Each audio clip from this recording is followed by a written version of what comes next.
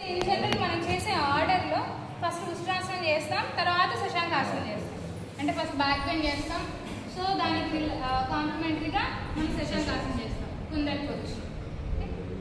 ఇప్పుడు మనం నెక్స్ట్ చేసేది ఏంటంటే సింహాసనం. ఇప్పుడు అందరూ సింహాలు అయిపోతారు.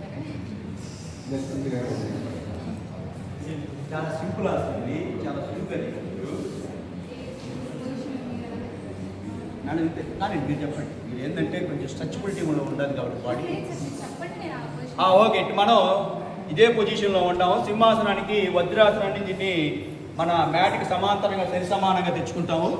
తెచ్చుకొని వచ్చి మన ఓన్లీ ఇది లోపల ఉండే, ఇప్పుడు ప్రజెంట్ మనం కొంతమంది బ్రీతింగ్ తీయకుండా ఉంటారు, తీసుకోకుండా ఉంటారు కాబట్టి ఒకసారిగా మన నేలికని జాబి బాగా బ్రీతింగ్ ముందరికి పడతాం.